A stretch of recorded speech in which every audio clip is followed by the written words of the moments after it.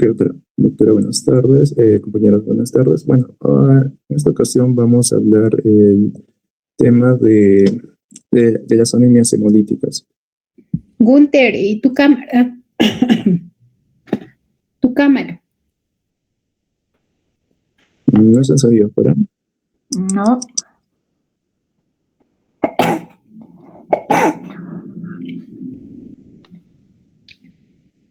Salud, doctora.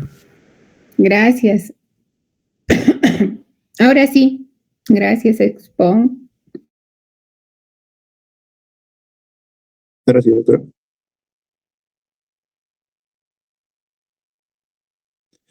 Bien, bueno, primero vamos a entrar, vamos a hacer un poquito sobre cómo está compuesto la membrana de los eritrocitos. Recordemos que esta va a ser una bicapa lipídica que va a estar formado por proteínas transmembranas y un esqueleto proteico. Aquí en la imagen podemos ver que va a tener proteínas como la anquilina,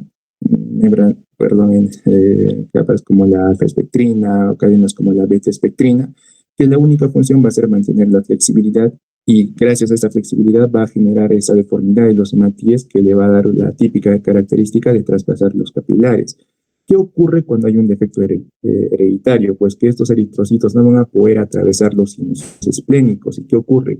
Al no poder transformar su membrana, estos van a quedar atrapados y se van a destruir antes de los 120 días, provocando una hemólisis, y de esta manera van a cortar su vida media. La siguiente diapositiva.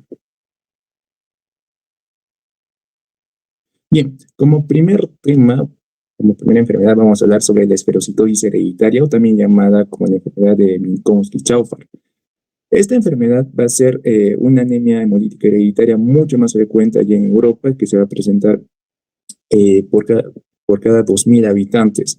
En cuanto a su transmisión, va a ser un 75% autosómica dominante, un 20% recesiva y un 5% que se va a dar por casos de novo.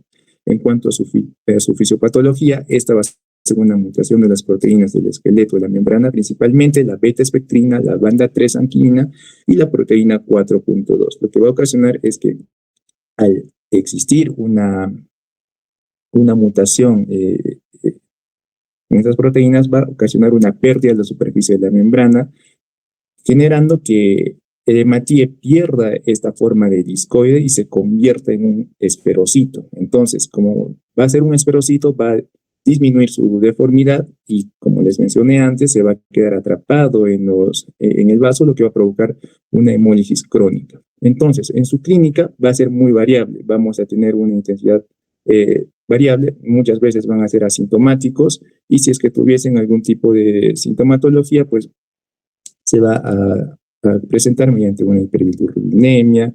En caso también podemos ver esplenomegalia leve, reticulocitosis y esferocitosis en una lámina periférica. En su forma clínica vamos a tener las leves, moderadas y graves. En cuanto al leve, va a presentar un 60%.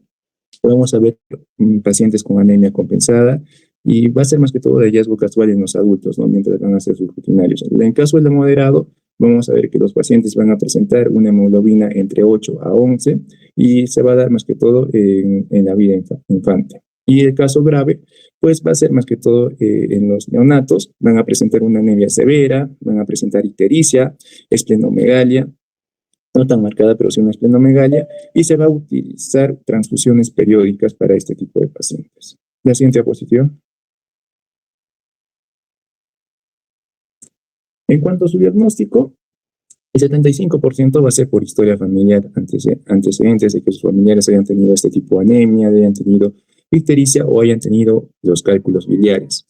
¿Cómo vamos a diagnosticar? Utilizando la clínica y el laboratorio. Dentro del laboratorio vamos a encontrar esferocitosis en el frotis. Vamos a ver que el volumen corpuscular medio va a estar bajo, la concentración de hemoglobina corpuscular va a estar elevado, aumento de los reticulocitos, va a tener hiperbilirrubinemia indirecta, el paciente va a tener una esplenomegalia, y sobre todo, este dato es importante, que va a ser un Kunz directo negativo, que lo va a hacer diferencial con las anemias hemolíticas autoinmunes, que en este caso el Kunz va a ser positivo. En cuanto a las pruebas específicas, se pueden hacer otras pruebas, como son la fragilidad osmótica, la electroforesis de las proteínas de la membrana, el estudio genético, el test de EMAX y otras, pero La más importante va a ser que la esferocitosis hereditaria tiene un CUNF negativo. En cuanto al tratamiento, vamos a tener medidas principales como la esplenectomía, ¿no? Que se utiliza para alargar la vida de los hematíes, indicada solamente en casos graves, ya que recordemos que el vaso es un órgano linfoide que se va a encargar de la migración de los linfocitos. Entonces, al sacarle el vaso, vamos a limitar vamos a disminuir de su sistema autoinmune, provocando que tenga mucho más riesgo de enfermarse con enfermedades oportunistas como son los hemococos, el meningococo, incluso el Haemophilus influenzae. Entonces, si es que se le hace una esplenectomía, se le debe vacunar al paciente, ¿no? Entonces se le da una vacunación más una profilaxis antibiótico en niños, y si es que fuesen niños, quieren hacerse esta cirugía, se debe darse hasta posterior a los 6 años. Antes de los 6 años se debería evitar la esplenectomía. Y en cuanto al soporte, pues utilizamos transfusiones que en caso de que el paciente tenga una anemia grave o tenga una crisis aplástica, se le puede dar también el ácido fólico, y sobre todo vigilar si hay sobrecarga férrica. En caso de los neonatos, podemos utilizar la eritropoyetina hasta los 9 y 12 meses. La siguiente diapositiva.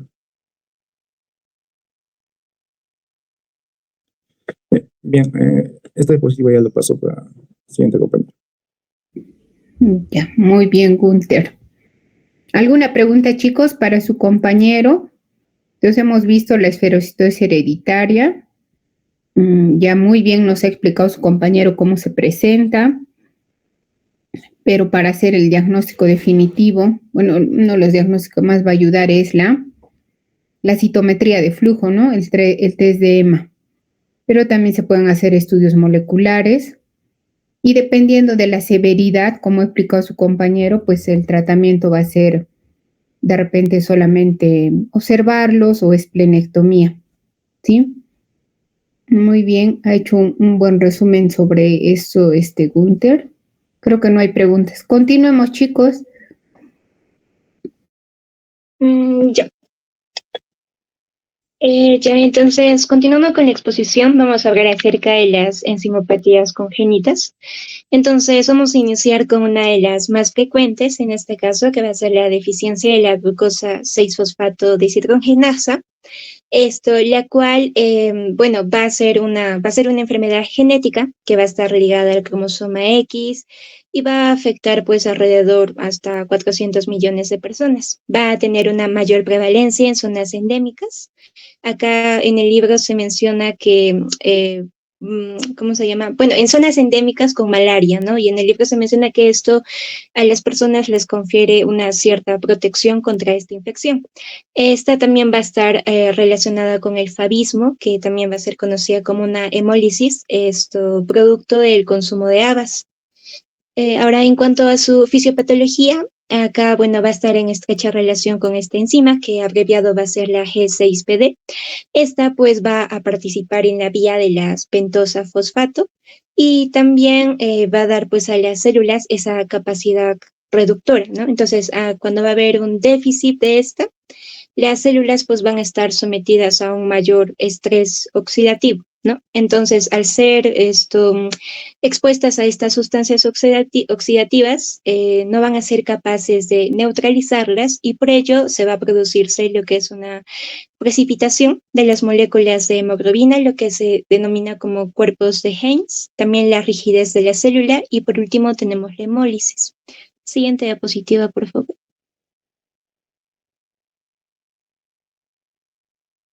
Ahora, en cuanto a su clínica, se menciona que esta puede ser asintomática, pero también las personas pueden tener una crisis hemolítica intravascular aguda. Acá esta se va a caracterizarse porque el paciente va a presentar malestar, también un dolor lumbar o también un dolor abdominal y también lo que son las orinas oscuras. Toda esta clínica se va a manifestarse porque justamente la persona va a estar expuesta pues a procesos infecciosos o algunos fármacos como son los antipalúdicos, las sulfonaminas, el ácido nalidíxico, el azul de metileno, entre otros, ¿no? Y también por la ingesta de habas, a lo que vamos a conocer como favismo.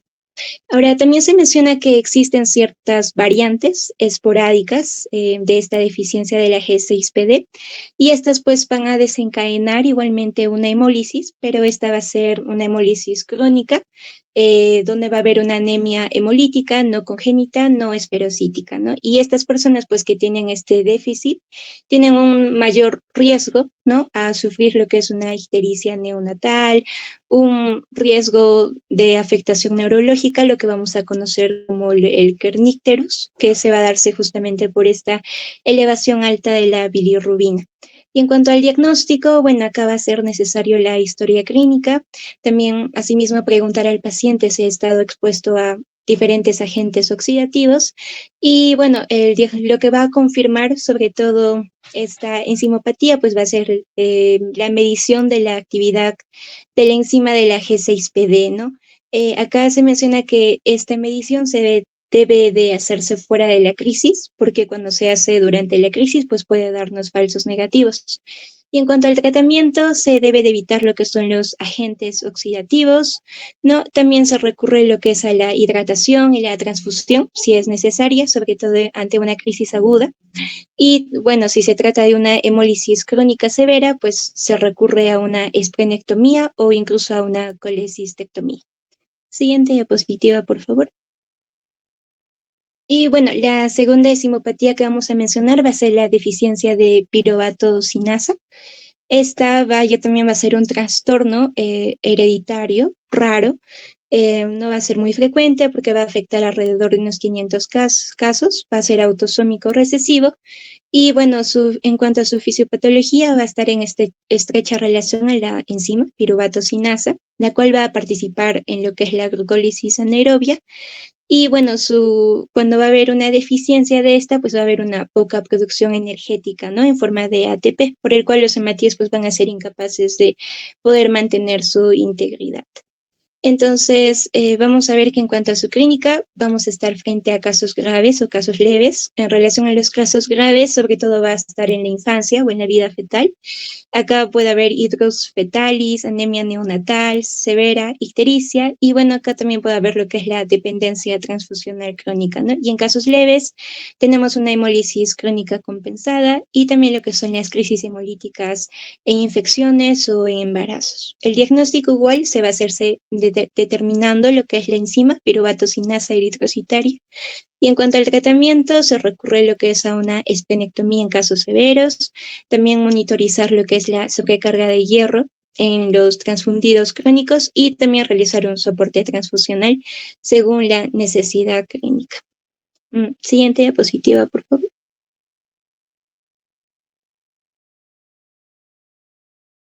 A ver, antes de que continúen, Jacqueline. Acá en esta parte su compañera nos ha explicado lo que son las enzimopatías. Ya nos ha mencionado que lo más frecuente es ¿cuál de las dos? La G6PD, doctora. Deficiencia por la glucosa 6-fosfato deshidrogenasa. Es la deficiencia, ¿no? Entonces, esta hemólisis se va a desencadenar ante situaciones de estrés oxidativo. Por ejemplo, pueden ser infecciones, el consumo de habas, hay medicamentos como la aspirina, la metildopa, son varios medicamentos que pueden precipitar la hemólisis. El diagnóstico se va a hacer con el dosaje de esta enzima y el tratamiento pues va a ser ¿qué tipo de hemólisis produce, Jacqueline, la deficiencia de glucosa 6-fosfato deshidrogenasa? Según la fisiopatología. Una hemólisis aguda. Sí es aguda, pero ¿qué tipo de hemólisis es?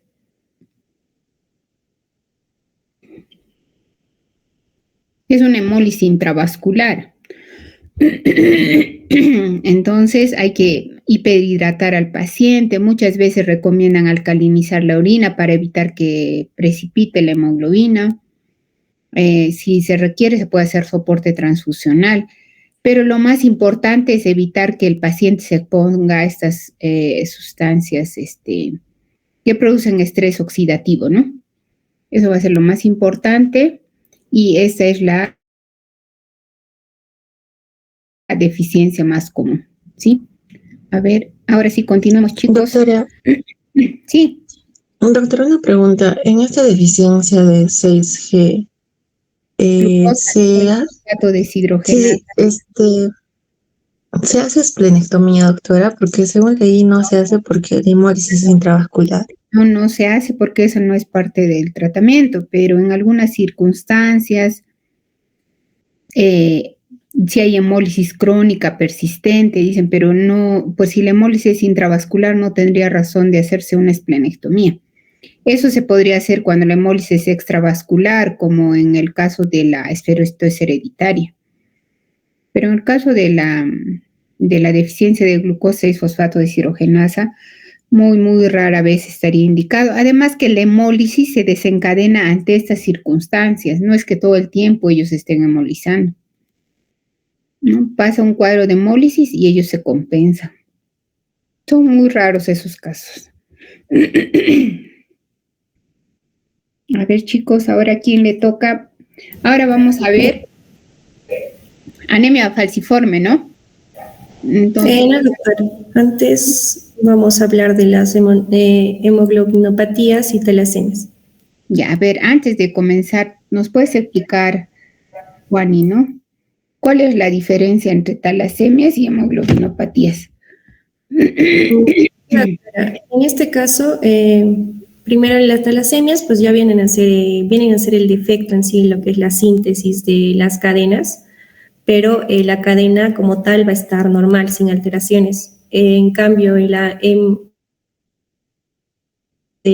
como dice, van a ser estructurales, se quiere decir que la cadena se va a producir, va a estar normal, pero o sea, la cantidad como tal va a ser normal, pero la estructura va a estar alterada. Claro.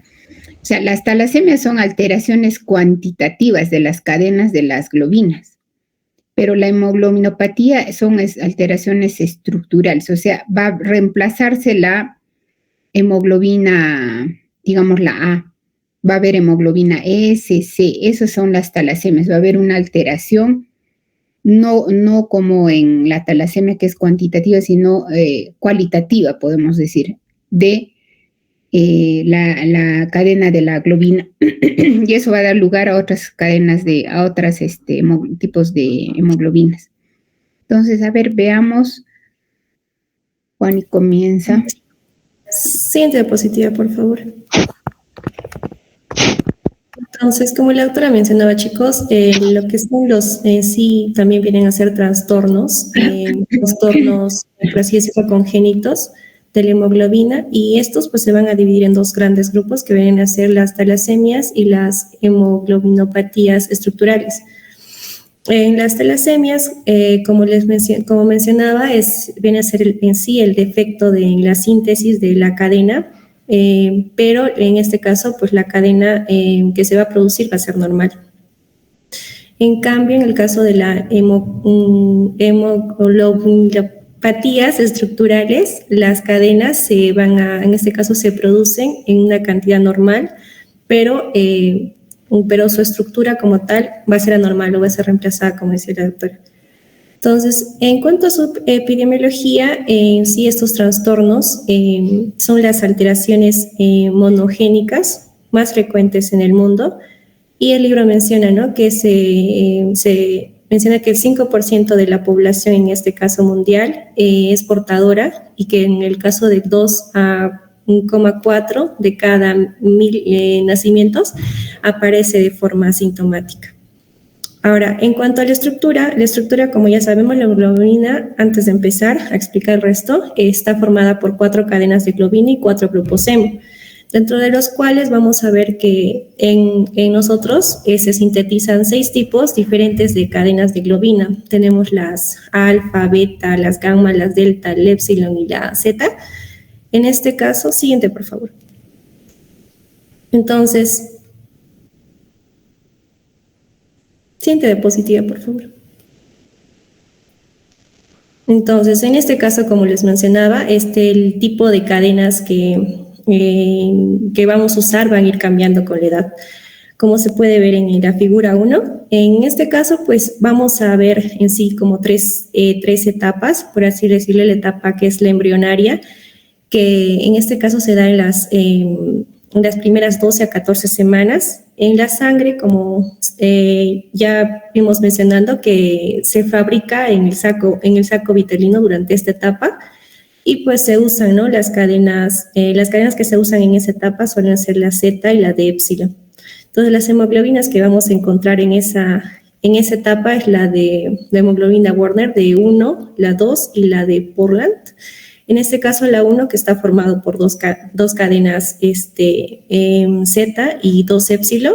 En cambio, la de Portland 2, las dos por 2 cadenas alfa y 2 épsilon. Y en cambio, la de Portland, en este caso, por 2 cadenas Z y por 2 gamma.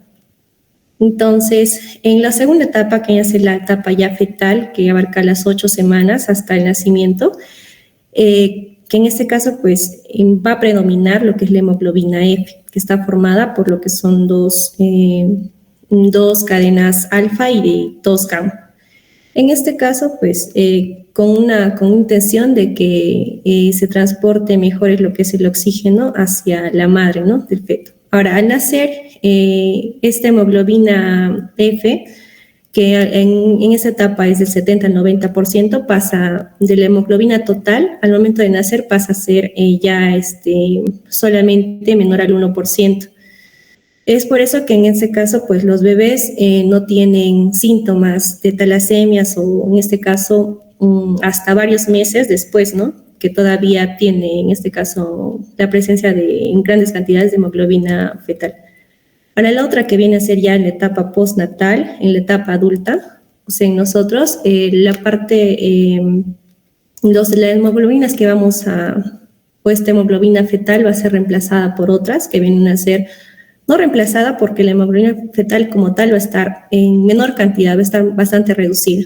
Entonces también vamos a encontrar a otras que vienen de la hemoglobina, en este caso la A, que se encuentra en 1,25 hasta 1,27%, y en el caso en segundo lugar, que viene a ser la hemoglobina A2, en un 2 a un 3%, y la fetal, como les decía, menor al 1% en esta etapa.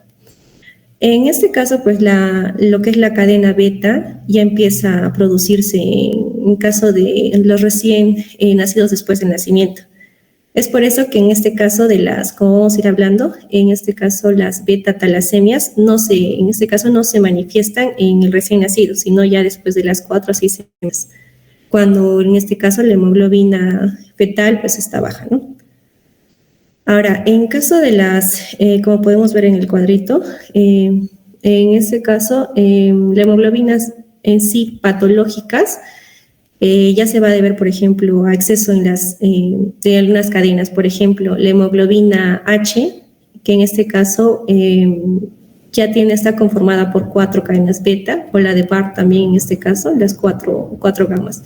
Ese tipo, la de Barr, por ejemplo, vamos a verlo en caso de fetos que presentan un tipo de alfa-talasemias graves, que es incompatible en sí con la vida.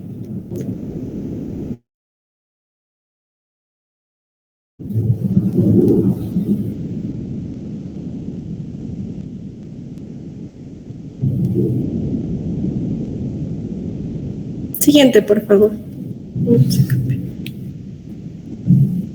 Ya, entonces vamos a hablar un poco de la patogenia de lo que son en este caso las hemoglobinopatías. En este caso, pues lo que son en este caso los trastornos de la hemoglobina se clasifican, vamos a ver, en 5 grandes grupos. Antes de pasarles a hablar de cada una, podemos tener las estructurales, en este caso las estructurales como tal, porque la cadena se va a producir, pero va a ser anormal.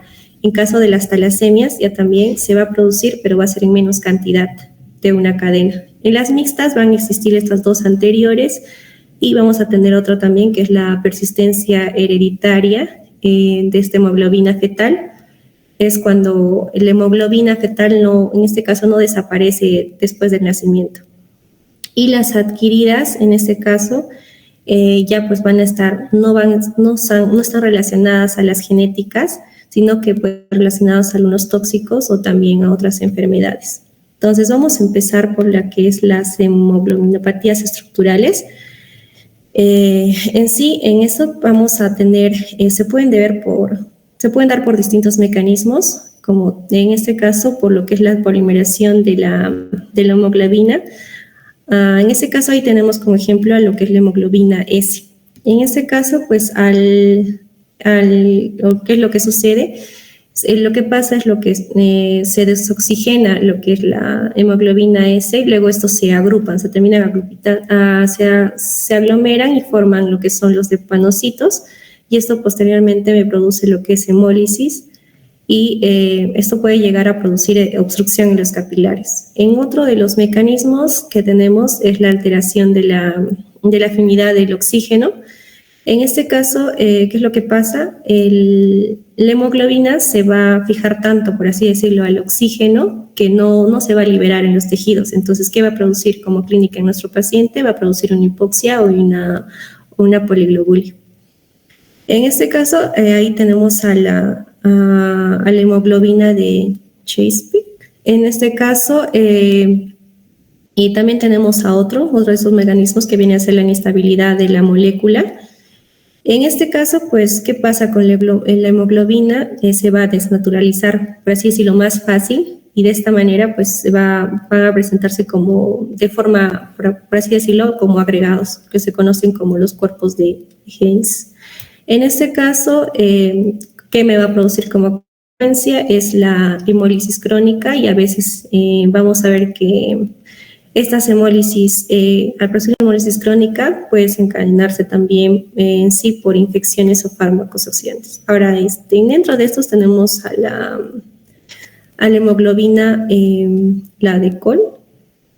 En este caso, también pueden darse por lo que son las metahemoglobinas, que es en sí, vienen a ser ya mutaciones que mantienen el RER en su estado férrico. Es decir, al mantenerse en ese estado férrico, pues no va a poder no puede transportar lo que es el oxígeno. Entonces, en el paciente se va a hacer como una cianosis persistente. Ahora, en este caso, en el caso de las talasemias, que el problema ya es en la cantidad de cadenas de la hemoglobina en sí producidas. Ahí tenemos dos tipos, que es la alfa-talasemias, que en este caso los genes alfa van a estar alterados en el cromosoma 16, y cuando en este caso falla cadenas beta o gammas libres, entonces se forman lo que son las hemoglobinas anormales, ¿no? Como viene a ser la hemoglobina H y la de Barth. Entonces, al ver esta alteración, pues no van a transportar el oxígeno como de manera normal, ¿no? Ahora, en cuanto a la beta-talasemia, en estos, pues los genes beta como tal van a estar, que están alterados son el cromosoma 11, y cuando estos fallan, pues quedan cadenas alfa en exceso, que son más, en este caso, inestables, y van a terminar destruyendo los glóbulos rojos dentro de la médula ósea. Entonces, como resultado de este tipo de enfermedades, en la clínica el paciente va a presentar una anemia tipo microcítica, hipocrómica, con en este caso una eritropoyesis ineficaz y hemólisis. Siguiente, por favor.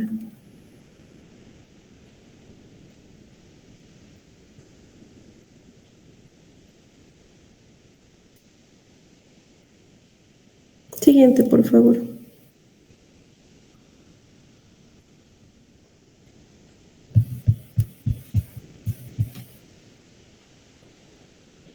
Ya lo cambié yo ahí.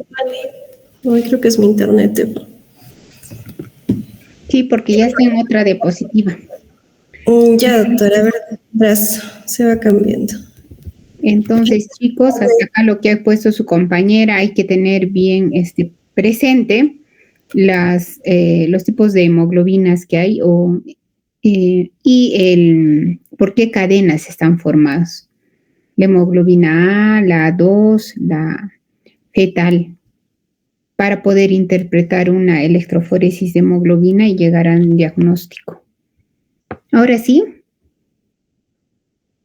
La otra se queda como congelado, pero sí se me escucha bien. Sí, sí. Ya, doctora, entonces continúe. Yo lo tengo aquí las diapositivas hasta que cambie. Ya, en esta parte vamos a hablar acerca de las otras alteraciones que vienen a ser la hemoglobinopatías, en este caso talasémicas, pero mixtas. Recién cambio. Ya, gracias. En este caso, pues en este grupo vamos a encontrar lo que son las mutaciones que afectan tanto a lo que son la estructura como la síntesis de la hemoglobina. Ahí tenemos lo que es la hemoglobina E. En este caso, pues este tipo se debe a lo que son a las mutaciones en sí, de manera puntual lo que es el gen beta, que en este caso pues produce, por así decirlo, un aminoácido, en este caso anormal, y que además reduce su síntesis. Entonces, vamos a ver que en este caso, si se combina, por ejemplo, una beta-talasemia, puede causar un cuadro parecido a lo que es la talasemia mayor. Lo otro viene a ser lo que es la hemoglobina, la LEPOR. En este caso, se da porque existe una función, por así decirlo, una unión anómala de lo que es el gen delta y el beta, y esto nos genera, ¿no?, lo que es una hemoglobina anormal que se produce, ¿no?, por una baja cantidad. Entonces, clínicamente lo que nuestro paciente va a presentar cómo se comporta, se va a comportar como una beta-talasemia y va a presentar lo que es microcitosis, hipocromía y una anemia, en este caso, de intensidad variable. Y tenemos ahí también lo que es la persistencia hereditaria de la hemoglobina F, la fetal, en este caso. Como les iba mencionando en un inicio, esta hemoglobina fetal pues no disminuye después del nacimiento y es reemplazada casi por completo. Como vimos, en el adulto está reducida en menos de 1%, y es reemplazada después por lo que es la hemoglobina A. Entonces, en algunos adultos, por algún tipo de mutaciones de genes reguladores, en este caso, la hemoglobina F va a persistir. Entonces, esto es importante que mencionemos aquí, que no siempre va a causar una enfermedad, pero puede complicar el diagnóstico de otras hemoglobinopatías de fondo. Ahora, en la parte de las hemoglobinopatías adquiridas ya también, en este caso, pues no vamos, como vamos a ver, no todas van a ser hereditarias, porque van a existir que es la hemoglobinopatías adquiridas. En este caso, pueden ser por tóxico o por causa de enfermedades o otros tóxicos. Ahí tenemos lo que es la metahemoglobina, por ejemplo. Esta hematoglobina aparece cuando el hierro está en su forma férrica y no transporta el oxígeno como tal. Entonces, en el paciente va a ser como una cianosis. Ahora también tenemos la carboxihemoglobina, que en este caso pues se da cuando el paciente se intoxica con monóxido de carbono. También tenemos otro que viene a ser la sulfahemoglobina, que en este caso aparece cuando, digamos, por algunos medicamentos como pueden ser los sulfoamidas en este caso, y también pueden estar presentes algunas en ciertas leucemias como que pueden aumentar, ¿no?, en el caso de la hemoglobina la hemoglobina H. Siguiente, por favor.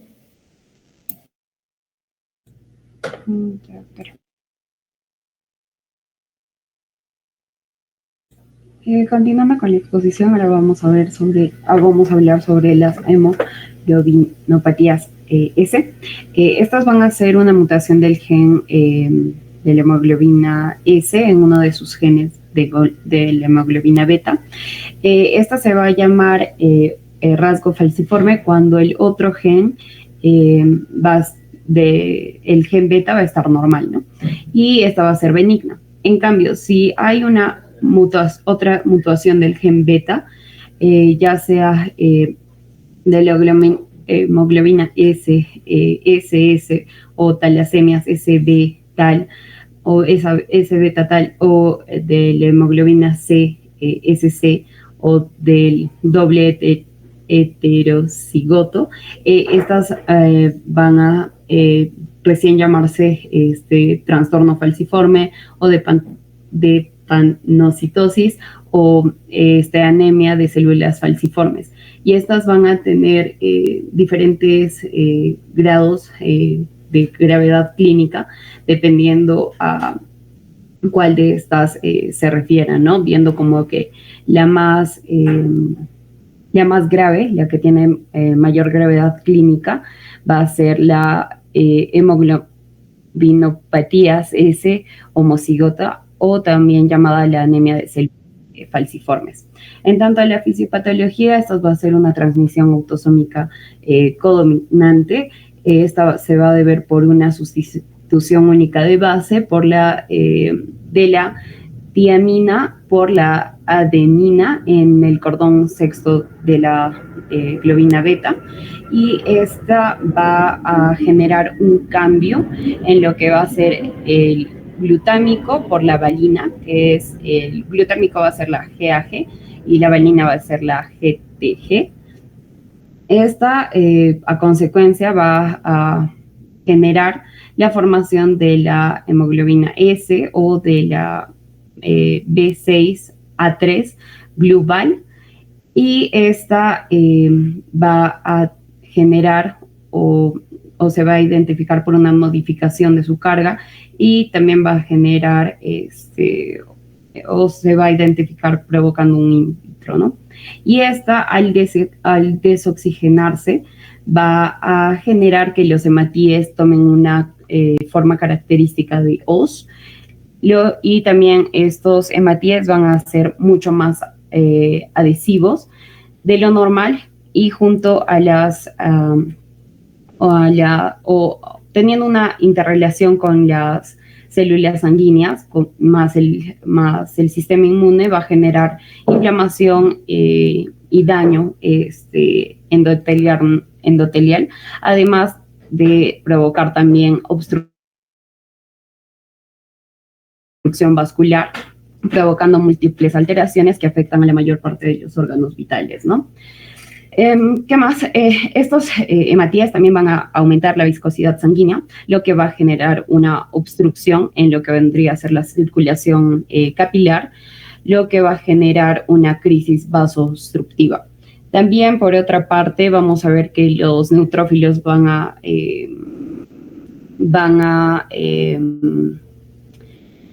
empezar a liberar histonas y ADN,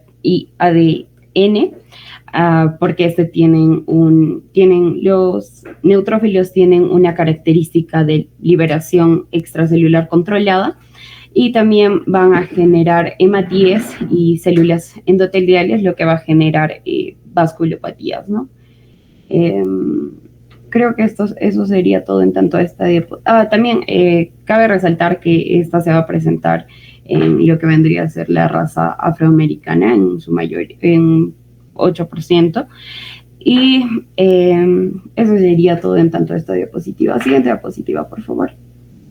Ahora, en tanto a la hemoglobina ASS, esta va a generar una forma heterocigota que afecta a solo uno de los alelos que codifican a la cadena beta, y en tanto a la hemoglobina S va a ser una forma homocigota que va a afectar a los dos alelos del gen correspondiente a la cadena beta. Siguiente diapositiva, por favor. Ahora, en tanto al rasgo falciforme, vamos a ver que en su mayoría van a ser presentados en pacientes asintomáticos. Sin embargo, en otros casos pueden presentarse clínica, como condiciones de hipoxia, infecciones o estas van a ser generadas por condiciones de hipoxia, infecciones o deshidratación, lo que va a producir falsiformación in vitro, ¿no? Ahora, esta puede cursar con una hematuria franca y también vamos a ver que en esta el hemograma va a ser normal, las pruebas de escrutinio para falsiformación van a ser positivas y la electroforesis de la hemoglobina va a demostrar al menos un 55 a 60% de la hemoglobina A y el 30 a 50% de hemoglobina S. Y esa va a generar la actitud frente a estos pacientes. Estos vamos a tener que educarlos y aconsejar sobre esto, ¿no?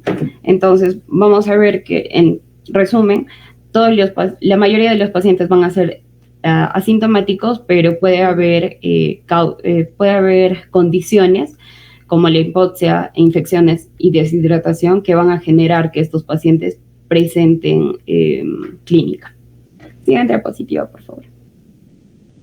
Ahora, en tanto a la clínica, vamos a ver clínicas crónicas y agudas. Las crónicas van a ver en adolescentes y en adultos, y las agudas van a ser menores a 4 meses y van a ser frecuentes en pacientes menores de 4 años. En tanto a la clínica, como ya mencioné anteriormente, esta se puede generar, va a presentar una hematuria. En tanto a las características crónicas, va a haber un crecimiento y desarrollo en un retraso en la pubertad, van a haber complicaciones esqueléticas, retinopatías, hipertensión pulmonar, úlceras en piernas, también va a haber riesgo trombótico porque va a generar hipercoagulabilidad.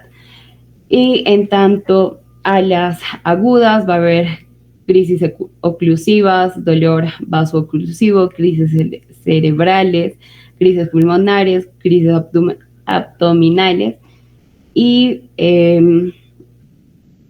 también, como ya mencioné, cabe recalcar que esto se va a dar en pacientes que tengan como un reactivo para que puedan presentar la clínica. Eso sería todo, doctora. Siguiente diapositiva. Sí. Entonces, ¿va todavía a seguir hablando sobre anemia falciforme? ¿O ahí acaba? Sí, doctora, unas tipos y luego síndromes. Ya. Entonces, acá ha hablado Yasmín más sobre el rasgo falciforme. Entonces ya nos explicó ella en qué circunstancias se puede desencadenar una hemólisis. Acá solo para recordar que el diagnóstico de esta anemia falciforme o de este rasgo falciforme, que es lo que más mencionó, se hace con una electroforesis de hemoglobina.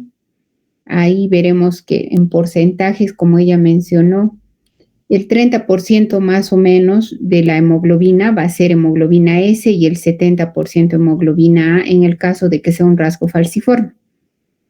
Ahora vamos a ver, su compañera nos va a seguir hablando sobre esta vez ya la enfermedad, la anemia falciforme. Sí, a ver, te escuchamos. Doctora, antes de terminar, este es un cuadro de manifestaciones, como yo mencioné, clínicas agudas y crónicas, y las diferencias que se van a presentar entre estas.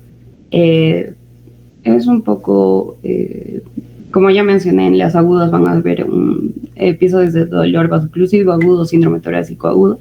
En tanto a las crónicas va a haber dolores de infartos ciliares, osteoartrosis y úlceras. En las agudas va a haber infecciones como sepsis, neumonía, meningitis. En las crónicas va a haber úlceras en piernas. Es un poco redundante de lo que ya mencioné sobre las diferencias entre agudas y crónicas. Siguiente diapositiva, por favor. Creo que hay otro cuadro más. Sí, acá también hay un poco más de las diferencias que hay entre las agudas y crónicas. Eso sería todo. Claro, pero todo el cuadro clínico, ¿cómo se explica, Yasmín? Todos los síntomas que tienen los pacientes. Esto va a depender a la edad del paciente y también va a depender del tiempo. En las agudas van a ser, como ya mencioné, en pacientes menores a 4 años, o bueno, va a ser más frecuente y también va a tener una duración menor o mayor a 4 meses, y en las crónicas se va a presentar más en lo que vendrían a ser los adolescentes y los adultos, y esta va a recién aparecer a partir de un factor que la estimule, por así decirlo, como la hipoxia, infección o deshidratación, y eso va lo que va a generar una falsiformación in vitro, ¿no? Y por eso se empieza a presentar la clínica. Sí, entonces la clínica se va a presentar porque hay, por la crisis vasoclusiva que hay en este tipo de anemia falciforme y por la destrucción de los glóbulos rojos, ¿no? De los hematíes falciformes. Entonces, todo eso lo que pueden ver acá dice infarto de miocardio, arritmias, puede haber infartos esplénicos, oclusión de la arteria retiniana. Bueno, eso se van a explicar por las crisis vasoclusivas. Por eso, por la oclusión vascular es que se explican esta sintomatología. Sí, a ver, entonces ahora continuemos. Gracias, Yasmín. Continuando con la exposición, ahora vamos a ver, siguiente por favor, los datos de laboratorio. Vamos a encontrar en cuanto a la anemia, una anemia normocítica, normocrómica y regenerativa. También va a ser moderada en los primeros 6 meses, porque todavía el bebé va a tener la hemoglobina fetal que lo protege. En cuanto a lo que es durante toda la vida, se va a hacer grave y crónica. La hemoglobina oscila entre 5 y 10 gramos por decilitro, y lo que se ve en lo que es el frotis de sangre son los glóbulos rojos en forma de hoz. Como podemos ver en la imagen, están señalados en la flechita. También el punteado basófilo, que son los puntitos dentro del glóbulo rojo. Eritroblastos también. Los cuerpos de Howell-Holly, que son restos del núcleo dentro del glóbulo rojo, y aparecen porque justamente el vaso está dañado o está atrofiado y ya no puede eliminarlos. Siguiente, por favor.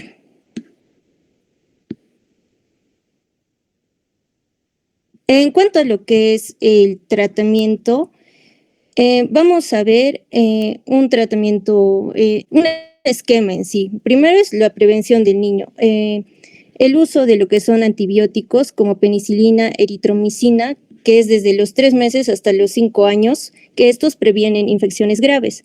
También el uso de vacunas contra neumococo, meningococo, influenza, gripe, hepatitis B. Y también la educación a la familia, enseñarles que la fiebre mayor a 38.5 grados centígrados es una emergencia médica y deben acudir a un centro de salud. En cuanto a lo que es soporte y cuidado, vamos a ver el uso de ácido fólico, 1 miligramo al día, que ayuda a la formación de los glóbulos rojos. También el uso de vitamina D y calcio, si el paciente lo necesita. Y evitar suplementos con hierro, salvo que haya un déficit real. En el tratamiento, en cuanto a la hidroxiuria, es un fármaco muy importante porque aumenta la hemoglobina fetal, reduce lo que son crisis y complicaciones, también mejora la calidad de vida y se da en niños desde los 9 meses y también en caso de adultos, pero que son sintomáticos. No se usa en el embarazo porque puede haber un daño en el feto. Siguiente, por favor.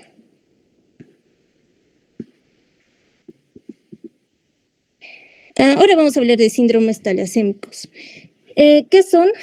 Son un grupo de enfermedades donde va a haber problemas para producir lo que es la hemoglobina. Una consulta, Patricia. ¿Tienen clases ahora a las 4? Porque ya va a ser las 4 para no dejar el tema medias. ¿Tienen clases o todavía tienen tiempo para que sigamos? ¿La delegada estará? Sí, doctora, a las 4 tenemos neumología. Para que no quede a medias el tema y se pueda entender mejor. Sí, pero le pedí 15 minutos más al doctor para que podamos terminar el tema.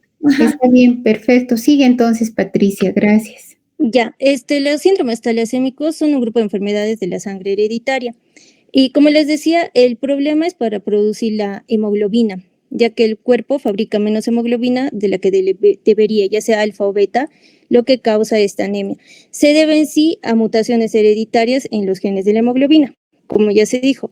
¿Cómo se heredan? Se transmiten de padres a hijos de forma autosómica codominante. Esto significa que si heredas un gen alterado de un padre, ya puedes tener síntomas, aunque pueden ser leves si el otro gen es normal. ¿Por qué son importantes? Especialmente en ciertas partes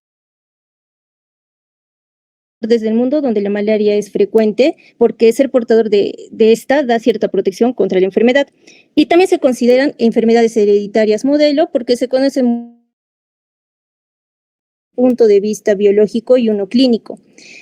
Desde un punto de vista biológico, vamos a ver que la hemoglobina A es el principal de la vida adulta. Esta vamos a encontrar las alfa-talasemias y las beta-talasemias. En cuanto a lo que es según la cadena afectada, hablamos del punto de vista biológico. Entonces, las alfa-talasemias es por falta o disminución de la producción de cadenas alfa. Y las beta-talasemias es por falta o disminución de la producción de cadenas beta. Son las más frecuentes que afectan a la hemoglobina A, que es la más importante después del nacimiento. En cuanto a lo que es las variantes estructurales, según la severidad de la mutación, tenemos las alfa 0 o beta, donde el alelo alterado no codifica nada de la cadena, y alfa más o beta más, donde el alelo alterado todavía codifica algo de esta cadena. En lo que es desde un punto de vista clínico es según los síntomas y la gravedad. Tenemos la talasemia mayor, menor, la intermedia y la silente. La talasemia mayor es la forma más grave, donde los pacientes necesitan transfusiones de por vida y aparece desde la infancia. En talasemia menor o rasgo talasémico son portadores. No tienen síntomas, pero en los análisis vamos a ver que los glóbulos rojos son pequeños, hay microcitosis y también hay hipocromía, con menos hemoglobina. Y en las talasemias intermedias es un término medio entre las dos anteriores, tiene anemia moderada y a veces necesitan también transfusiones, pero no es de una forma continua. En la talasemia silente, el defecto es muy leve, que la persona no tiene síntomas ni alteraciones en la sangre. En cuanto al diagnóstico, se hace sobre todo el hemograma para ver la anemia, la microcitosis, la hipocromía, en frotis de sangre para ver el aspecto de los glóbulos. Y la electroforesis o cromatografía es para identificar en sí el tipo de hemoglobina que es. ¿Cuál predomina? Siguiente, por favor. Empezamos con beta-talasemias. Tenemos nosotros dos genes beta, uno en cada cromosoma, y si hay defecto en uno solo va a ser heterocigoto. Generalmente eso se presenta en talasemia menor, en el rasgo talasémico, son portadores asintomáticos y con anemia leve, como ya se mencionó, y si hay defectos en los dos es homocigoto o doble heterocigoto. Son formas graves, ya en una talasemia mayor o intermedia grave. En cuanto a lo que es las alteraciones moleculares, se han descrito más de 150 mutaciones distintas del gen beta y la mayoría son mutaciones puntuales, o sea, hay cambios de solo una letra del ADN, hay pequeñas inserciones o deleciones. Estas mutaciones afectan diferentes pasos de lo que es la producción de la hemoglobina. Primero en la transcripción, que es la zona promotora, baja un poco lo que es la producción de las cadenas beta. En el procesamiento del ARN va a reducir la síntesis en mayor o en menor grado. Siguiente, por favor. En cuanto a lo que es la traducción, las mutaciones en los exones va a presentar ausencia de síntesis en el alelo afectado. Algunas generan sitio de splicing anómalo, afectan lo que es el ARN mensajero y en algunos casos producen hemoglobinas estructurales como la hemoglobina E. En cuanto a los genes de fusión, tenemos el ejemplo de la hemoglobina de Lepore, en la cual hay una fusión entre el gen delta y beta, produce una cadena híbrida en baja cantidad y se sintetiza menos porque usa el promotor delta. En cadenas inestables, el ejemplo es la hemoglobina de Turán.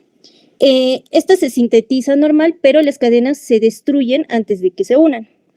En cuanto a lecciones menos frecuentes que en alfa-talasemias, depende si se borra solo beta, es beta-0 talasemia, si se borra delta y beta, es delta-beta talasemia, y si se borra todo el clúster beta, sería la ausencia completa de toda la síntesis. En resumen, las mutaciones en lo que es beta-talasemia puede afectar la transcripción, el procesamiento, la traducción, la estabilidad de la hemoglobina, y todo esto da lugar a menos producción o hemoglobinas anormales, y esto es lo que causa en sí el cuadro clínico. Siguiente, por favor.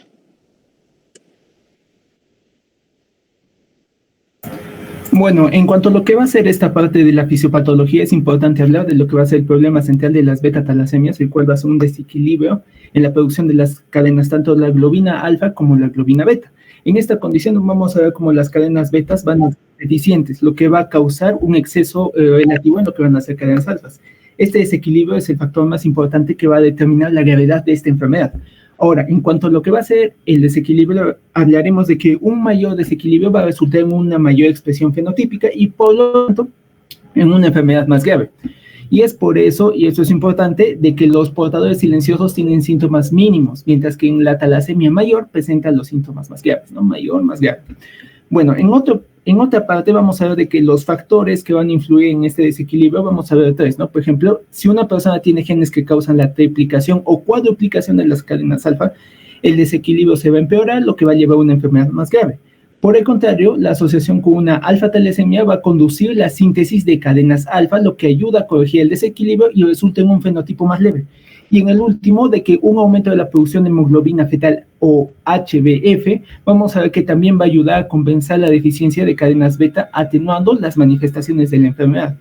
Ahora, en la siguiente parte es de que las manifestaciones clínicas lo vamos a encontrar en formas graves, y debido a que vamos a encontrar un exceso de cadenas alfa que no van a ser utilizadas, que va a causar la mayor parte de estos problemas clínicos que vamos a ver en las formas graves. Por ejemplo, en la anemia vamos a ver un exceso de cadenas alfa que se va a acumular, destruirá los glóbulos rojos inmaduros, lo que va a llevar a una eritropoiesis ineficaz y con ello una anemia.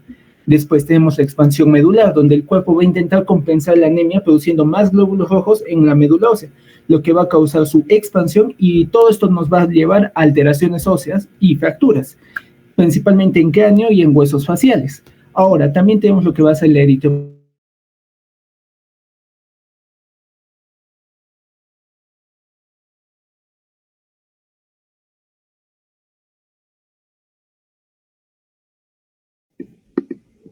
¿Qué pasó?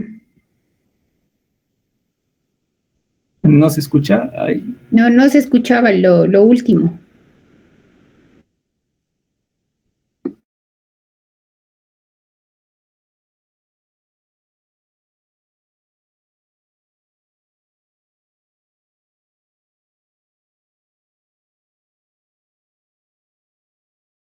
Extramedular, donde vamos a ver la producción de glóbulos rojos, que también va a ocurrir fuera de la médula ósea, en órganos como ya sea el vaso o el hígado, y estos va a llevar a que se agranden, ¿no? A la formación de masas. Tenemos también la sobrecarga de hierro, el cual es una de las complicaciones más serias, ¿no? Y vamos a ver de que los pacientes van a absorber más hierro del tracto intestinal, y esto va a llevar a que se den, estos también van a necesitar transfusiones de sangre repetidas y van a recibir aún más hierro, y todo este hierro se va a acumular, lo cual va a llevar a una hemocromatosis secundaria y va a llevar a daños, va a dañar órganos vitales, ¿no? Siguiente diapositiva. No se están viendo las diapositivas. Esta última se estaba viendo y no sé qué ha pasado. ¿Quién está presentando?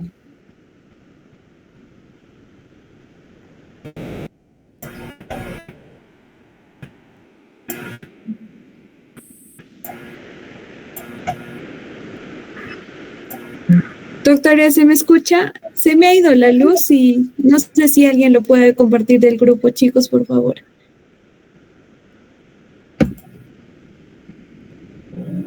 A ver.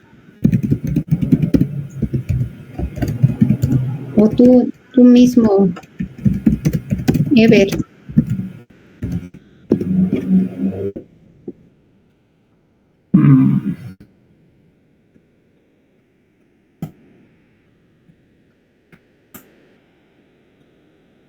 Sí, doctora, le estoy pidiendo a uno de mis compañeros, como ya se me fue alguna vez la conexión, tal vez se me vaya otra vez para evitar más retrasos.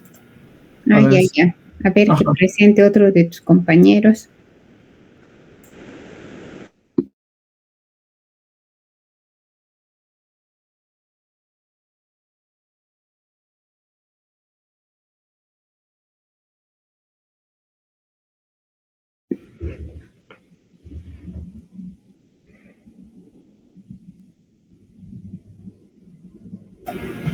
Bueno, en esta parte lo que va a ser la talasemia menor, también conocida como rasgo talasémico o beta talasemia heterocigota, vamos a ver, ¿no? Primero lo que va a ser la genética y, bueno, lo cual es crucial entender que esta condición es genética y también heterocigota, y con ello también significaremos por heterocigoto de que el paciente va a heredar un gen mutado que va a ser el beta más o beta cero de uno de sus padres, mientras que va a tener un gen normal del otro, ¿no? Vamos a ver también en lo que va a ser el laboratorio resultados muy importantes. Por ejemplo, la hemoglobina suele ser normal o solo está ligeramente disminuida, por lo que nunca está debajo de 10 gramos de cilitro. Vamos a encontrar el recuento de glóbulos rojos está normal o incluso elevado, lo cual puede ser una pista muy interesante acá. Ahora, tenemos lo que va a ser la característica más distintiva, que va a ser la reducción importante del BCM o volumen corpuscular medio, y también del HCM, que va a ser la hemoglobina corpuscular medio, lo que nos va a decir de que los glóbulos rojos van a ser más pequeños de lo normal, y además de esto también es importante hablar de lo que va a ser el ADE o amplitud de distribución eritrocitaria, el cual no suele estar aumentado y eso nos va a ayudar a diferenciarlo de la anemia por deficiencia de hierro. Ahora, en lo que va a ser la clínica y diagnóstico, vamos a ver de que clínicamente la talasemia menor es la forma más frecuente de talasemia. Los pacientes suelen ser asintomáticos o tienen una expresividad clínica muy leve, por lo que a menudo vamos a ver que se va a diagnosticar de manera incidental. Podemos ver en frontis de sangre periférica que van a ser veladores, porque básicamente vamos a ver glóbulos rojos microcíticos, o sea, pequeños, hipocrómicos, que va a ser pálidos, y también podemos encontrar dianocitos, ¿no? Que van a ser glóbulos rojos en forma de diana, ¿no? En forma de flecha. A veces se puede encontrar una pseudo poliglobulia microcítica o anemia hipocrómica microcítica leve, porque se va a parecer a una anemia, pero el cuento de glóbulos rojos no va a estar bajo, ¿no? También podemos encontrar, como vimos anteriormente, como se explicó, un esplenomegalia, un aumento del vaso, el cual va a ser poco común. También, para confirmar este diagnóstico, diferenciarlo de la anemia por deficiencia de hierro, también se puede hacer una electroforesis y cromatografía de hemoglobina. En la talasemia menor veremos una elevación moderada de lo que va a ser la hemoglobina A2, HbA2, ¿no? Que suele estar entre 3,5 a 6%, y vamos también de la hemoglobina fetal o HbF, el cual puede estar normal o ligeramente aumentada, ¿no? Por menos del 5%, ¿no? Para diferenciarla de la anemia por deficiencia de hierro, utilizamos la tabla que ven en esta diapositiva, ¿no? En el déficit de hierro, el hierro sérico y la ferritina están bajos, mientras que en el rasgo talasémico vemos estos valores que van a soler ser normales, ¿no? Y esto es importantísimo para no confundir ambas condiciones, ¿no? Siguiente diapositiva. En lo que va a ser la beta talasemia heterocigota, vamos a ver de que va a ser una forma severa de la enfermedad, y también esta también va a ser menos grave, ¿no? Esta beta talasemia intermedia, que va a ser menos grave. Como referente a lo que va a ser la beta talasemia homocigota, este es un caso de una enfermedad hereditaria recesiva, lo que significa de que el paciente heredará un gen de beta talasemia de cada uno de sus padres. Y va a ser una condición muy grave que va a requerir transfusiones de sangre periódicas de por vida, ¿no? En cuanto a lo que va a ser la clínica, vamos a ver de que al nacer los bebés suelen ser asintomáticos, porque esta hemoglobina F es la principal en esta etapa de la vida y no va a depender esta de las cadenas beta. Mientras que por el otro lado, cuando vemos los primeros meses de vida, vamos a ver que a medida que la hemoglobina A, que va a requerir cadenas beta, va a comenzar a producirse. Entonces, en este caso, vamos a ver que estos síntomas van a comenzar a aparecer y los niños van a comenzar a desarrollar anemias progresivas, ictericias, piel y ojos amarillos, ¿no? También una hepatoesplenomegalia, que es el aumento del tamaño del hígado y del vaso, ¿no? Y también un retraso del crecimiento. A largo plazo vamos a ver una expansión de la médula ósea y en el cráneo podemos encontrar deformidades, ¿no? Estos van a ser llamados cráneos en cepillo, y también vamos a ver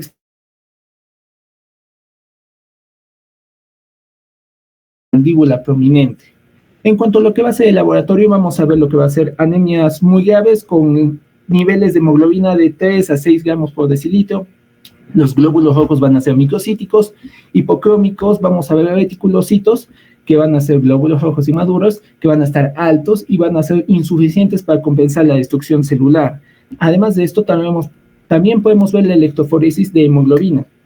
En caso de vamos a ver cómo nos va a mostrar un predominio de la hemoglobina fetal, ¿no? Y muy poca o ninguna de la hemoglobina A, ¿no? Y esto se debe a que va a haber una ausencia de las cadenas beta, como dijimos. Ahora, en lo que va a ser la médula ósea, vamos a observar una hiperplasia eritroide, o sea, va a aumentar las células productoras de los glóbulos rojos y también los depósitos de hierro, ¿no? Debido a, como dijimos, las transfusiones, el aumento de las absorciones, ¿no? Y finalmente podemos hablar de lo que los niveles de bilirrubina indirecta estarán elevados, ¿no? Junto con el hierro y la ferritina. Y bueno, como complicaciones vemos de que debido a la severidad de la enfermedad y a las transfusiones, los pacientes van a llevar a tener infecciones recurrentes, ¿no? Fracturas, porque se va a expandir el hueso, una miocardiopatía o una hemosiderosis, ¿no? Básicamente por su sobrecarga de hierro, ¿no? Como estábamos hablando, ¿no? Básicamente va a dañar los órganos vitales. También tenemos la beta-talasemia intermedia, ¿no? La cual, como su nombre lo indica, es una forma clínica que está entre la mayor y la menor, ¿no? Que vamos a ver acá que la característica principal en estos pacientes no siempre va a requerir estas transfusiones de sangre como el anterior que vimos, ¿no? Y los van a necesitar de forma ocasional, ¿no? Lo que hace que el manejo sea mucho mejor, ¿no? Siguiente diapositiva. En cuanto a lo que va a ser la beta-talasemia intermedia, vamos a ver que a nivel genético esta condición no es tan simple como la talasemia mayor, ya que en esta talasemia intermedia se va a deber a una homocigosis o una doble heterocigosis, ¿no? Para genes de la beta-talasemia que van a causar una síntesis reducida de las cadenas beta, ¿no? Y vamos a ver varias combinaciones genéticas que pueden causarla. Por ejemplo, una de las más comunes será la combinación del gen beta 0 o su ausencia de producción, ¿no? Con un beta más, ¿no? Que va a tener una producción leve disminuida, ¿no? En tanto, también podemos asociarlo con una delta-talasemia, delta-beta-talasemia, con una triplicación o cuadruplicación de genes alfa, lo cual aumentaría este desequilibrio de las cadenas, ¿no? Y en algunos casos también pueden influir las variantes de la hemoglobina que van a ser inestables, ¿no? Y al igual que en otras formas mayores de la asociación con alfa-talasemia, se pueden ayudar a modular y hacer más leve este cuadro, ¿no? En cuanto a la clínica, veremos de que clínicamente los pacientes con esta beta-talasemia intermedia van a tener anemia crónica moderada. Esta anemia también va a ser menos grave, ¿no? Que la beta-talasemia mayor, y los pacientes pueden mantenerse estables durante años sin necesidad de un tratamiento. Además de esto, las transfusiones de sangre, ¿no? Como dijimos, se van a reservar para situaciones prácticamente especiales, dígase infecciones, cirugías, embarazo, ¿no? Y cuando necesiten una demanda de oxígeno, que el cuerpo es una demanda mayor de oxígeno a la que el cuerpo está acostumbrado, ¿no? Además de esto, también podemos encontrar, por ejemplo, el laboratorio, ¿no? Los hallazgos del laboratorio nos van a básicamente decir la gravedad que estamos, ¿no? A este punto vamos a hablar que el nivel de la hemoglobina va a ser más bajo que en un rasgo talasémico, una talasemia menor, ¿no? Pero más alto que en la talasemia mayor, ¿no? Básicamente vamos a ver de 7 a 10 gramos de decilitro, ¿no? El frotis sanguíneo vamos a ver microcitosis, también hipocromía, ¿no? En la hemoglobina F va a estar generalmente elevada, la hemoglobina A es variable, ¿no? Dependiendo de la mutación. Y en cuanto a lo que va a ser un punto importante que va a ser la ferritina, esta va a estar elevada. Incluso si el paciente ha recibido, sin que el paciente haya recibido transfusiones, ¿no? Básicamente debido a un aumento a que va a aumentar la absorción intestinal de hierro, ¿no? Y bueno, eso también se debe revisar, ¿no? En cuanto a complicaciones, es importante ver úlceras en las piernas, que van a ser úlceras de difícil curación, masas extramedulares, crecimientos del tejido hematopoyético, que van a estar fuera de la médula ósea. También complicaciones trombóticas, ¿no? E hipertensión pulmonar, ¿no? Siguiente diapositiva. Finalmente, lo que va a ser siguiente diapositiva.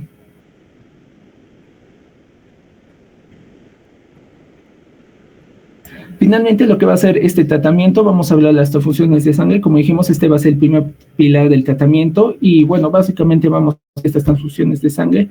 No todos los pacientes lo van a necesitar de forma regular y va a ser un paciente considerado transfusión dependiente, ¿no? Y sí va a requerir transfusiones intermitentes para ayudarlos en momentos clave, ¿no? Como hablamos, crecimientos, embarazos o complicaciones, ¿no? Dígase cirugía alguna, ¿no? Es importante también la quelación de hierro, básicamente porque la quelación de hierro que va a hacer es un tratamiento que nos va a ayudar a eliminar este exceso de este mineral. Como hablamos, estaba aumentado todo esto, ¿no? Entonces, esto básicamente lo vamos a utilizar en una sobrecarga de hierro. Y para ello vamos a ver quelantes de hierro, como lo vemos en la diapositiva, ¿no? La deferoxamina, la DFO, ¿no? Que básicamente se va a administrar de forma subcutánea o intravenosa, ¿no? Y va a tener una vida media muy corta. También tenemos la deferiprona, la DFP, ¿no? El cual se va a administrar oralmente, ¿no? Y va a tener una vida media corta, ¿no? Es importante que sus efectos secundarios tenemos gastrointestinales y una posible neutropenia. Y el deferaxibos, la DFX, ¿no? Básicamente también va a ser oral y con una vida media más larga, con efectos secundarios como daños renales, problemas gastrointestinales o erupciones cutáneas en el peor de los casos. En cuanto a manejo de complicaciones, acá hablamos de que puede haber complicaciones como úlceras, trombosis, hipertensión pulmonar, ¿no? Los cuales van a necesitar un tratamiento sintomático para mejorar la calidad de vida del paciente. Y en cuanto a nuevos tratamientos, último, hablaremos de tres, ¿no? Lo cual puede ser el lupatercept, el cual es un medicamento que nos va a ayudar a disminuir la necesidad de transfusiones y mejorando también la hemoglobina, inductores de la hemoglobina F, fármacos como la hidroxiuria, talinomida, el sirolimus, los cuales van a ayudar al cuerpo a producir más hemoglobina fetal, lo cual nos va a ayudar a compensar la deficiencia de cadenas beta. Y finalmente los moduladores de metabolismo de hierro, los cuales van a ser medicamentos que van a buscar corregir directamente esta sobrecarga de hierro, ¿no? Gracias.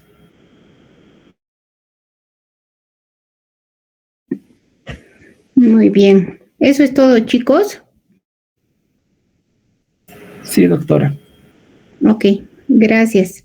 Entonces, solamente para mencionar en la parte final, entonces la presentación homocigota de la beta-talasemia se va a llamar anemia de Cooley, ¿sí? Y esta va a ser pues la que va a requerir de transfusiones y todo lo que nos ha explicado su compañero. Para hacer el diagnóstico de las beta-talasemias, pues hay que hacer una electroforesis de hemoglobina, ¿no? ¿Y cómo estará la presentación homocigota, la electroforesis? Ever. Doctor, en la electroforesis, en la beta-talasemia homocigota, vamos a ver de que va a haber un predominio de la hemoglobina F y poca o nula hemoglobina A, ¿no? Sí, muy bien. Puede estar incluso hasta el 90% o más de la hemoglobina fetal. Y eso es lo que nos va a dar el diagnóstico, ¿no?